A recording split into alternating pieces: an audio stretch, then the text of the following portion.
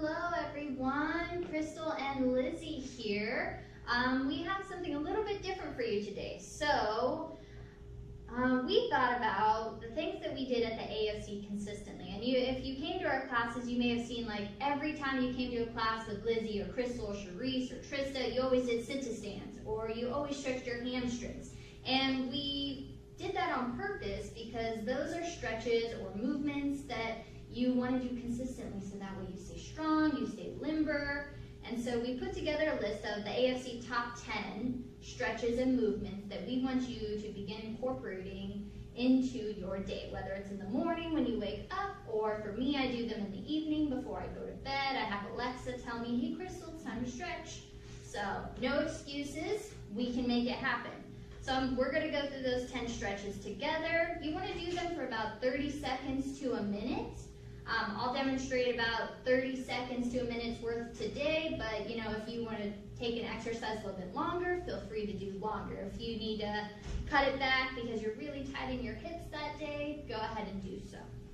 All right, let's go ahead and get started. So you're going to move to the front edge of your seat, and we're going to start with chin tucks. So you're going to go ahead and you can put either your index finger or your peace sign on your chin. Sit up nice and tall, and you're going to retract the head away from the fingers. So notice my fingers don't move, but my head moves, and then you place your chin back to your fingers. And you continue that. So you're going to feel this in the back of your neck, and this is really important to do every day because we've all been watching more TV. We've all been at the computer a little bit more. We've all been reading more. All these things that cause your head to slump forward. Do a few more here. Remember, you want to feel it in the back of your neck.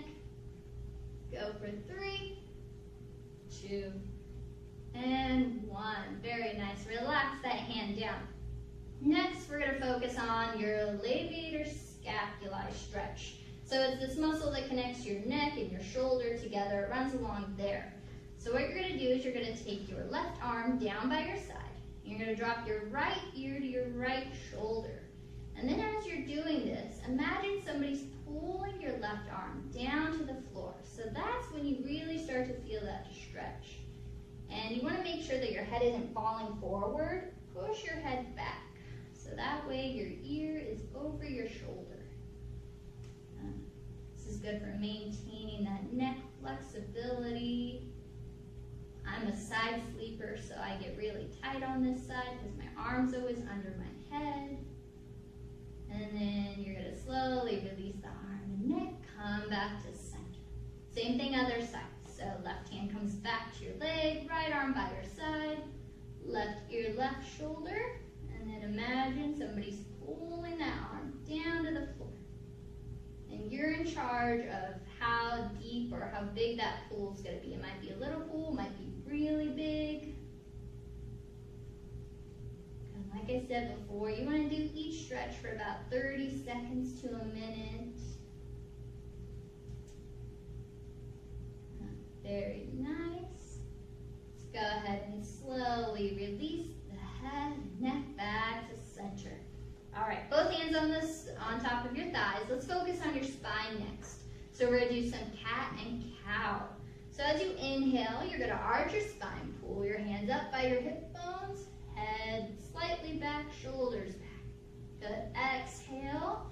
Hands over the knees. Round your shoulders. Round your spine. Drop your head. Good. And you keep going back and forth here. Trying to go a little bit deeper into each position. Again, you want to feel this throughout your spine, your lower back. You're going to feel a chest stretch. You're going to feel maybe a little shoulder stretch. Good. And this is good because you might be in your lazy boy all day, so we need to make sure we move the spine around. Let's go ahead and you can make your way back to center. Very good. Next, going into your side bend. So remember, you always want to support the spine when you do this. So your left hand can stay on your thigh or can hold onto the chair. But you're going to reach that right arm up and over to your left side. Good. And then you're going to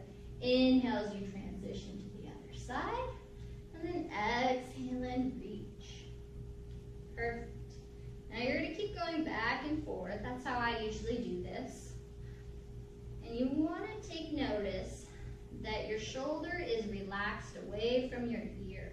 So it's not about reaching the arm across. So don't focus on that. It's really about feeling that stretch from your hip all the way up along the rib cage. Trying to see if you can go a little bit deeper each time. And let's go ahead and make your way back to center. Next, spinal twist, very important as well. So you're going to take both hands to the outside of your right thigh and you're going to twist to your right. Now once you've twisted as far as you can, I want you to look over your right shoulder. If you're a little bit more flexible, you might be able to take that right hand and grab the back of your chair for a deeper twist. Just an option. You would hold this here for another 30 seconds to a minute. And then when you were done, you want to release the head first and then slowly return the torso to center. Same thing other side. So take both hands to the outside of that left thigh, twist to your left, and then you're going to look over that left shoulder.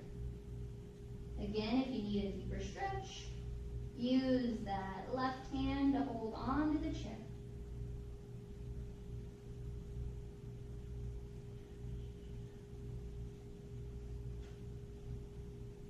And then let's go ahead, release the head back to center and then turn back to center.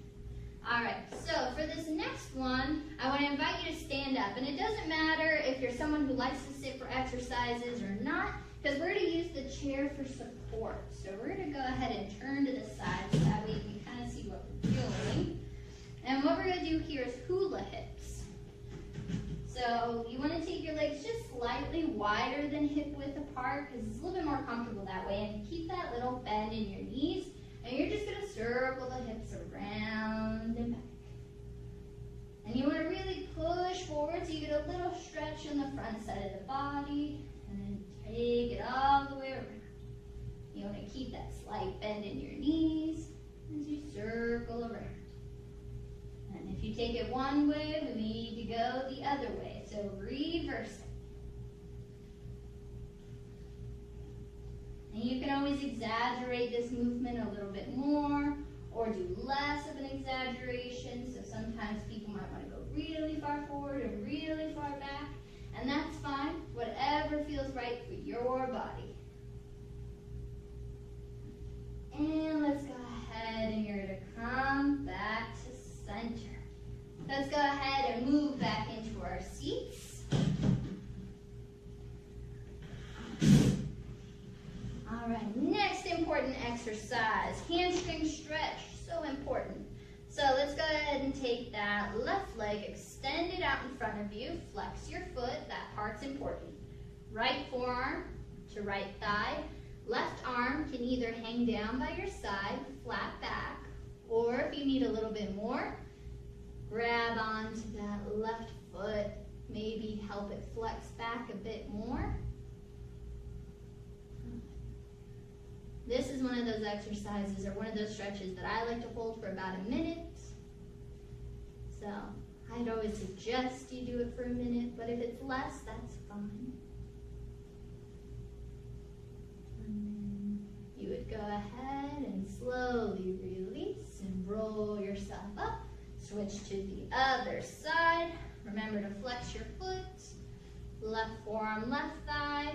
Right arm either hangs down by your side or you hold onto that foot. Or it might be your ankle, your shin, wherever you can reach. You just want to make sure that you feel a stretch in the back of your leg. Maintain your flat back. Brace your core.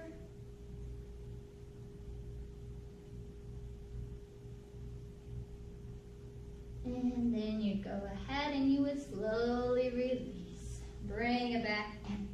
Good. Thinking about your hips now. So going into a figure four, you have a couple options for this. So you can look at Lizzie if you need a little bit more of a modified version. You could start by taking your right ankle over your left knee, or you can extend that left leg out, cross your right ankle over the shin. So those are your two modified options. So whichever one feels more comfortable for you. More advanced, you would keep that left foot planted, right ankle over the left knee. And you can always use your hands to help push that knee a little bit further out to the side, but start gently. Don't just try to push it down towards the floor. Take your time. See how it feels in the body first before you apply more pressure. And for either version, you can always hinge forward if you need a little bit more as well. Sometimes I find that gives me a deeper stretch. And you would go ahead and we would slowly sit all the way back up and uncross. Same thing other side. So again, you have ankle over ankle, ankle over shin, or ankle over knee. So tons of options for your figure four. Sitting up nice and tall. Maybe using that free hand to apply a little pressure to turn the knee out. Or hinging forward to feel a deeper stretch.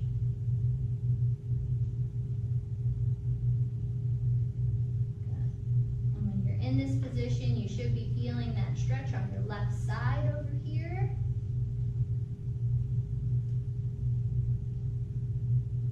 And then you would go ahead and you would slowly release, sit back up, uncross the legs. All right, two more. So next important one is really helpful for your gait and your balance, and that's our heel-toe lift. So you would sit up nice and tall, and you would lift your heels, and then lift your toes. Foot, heel, and toe.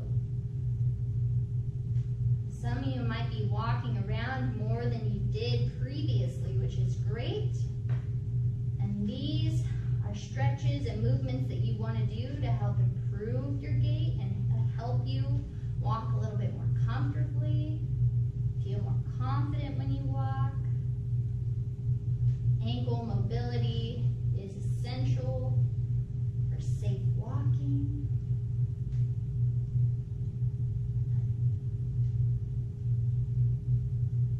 And let's go ahead. You can bring those feet back down. Last one, you can sit back in your chair a little bit for this one.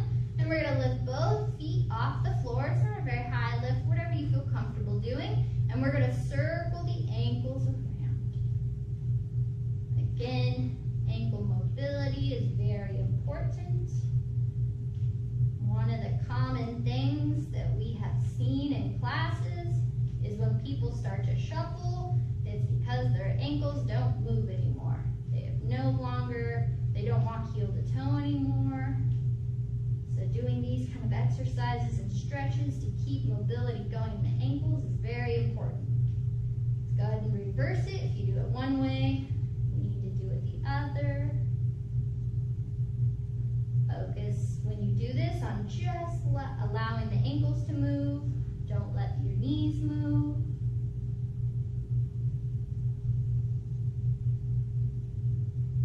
And then you would bring them back to center. Relax them down.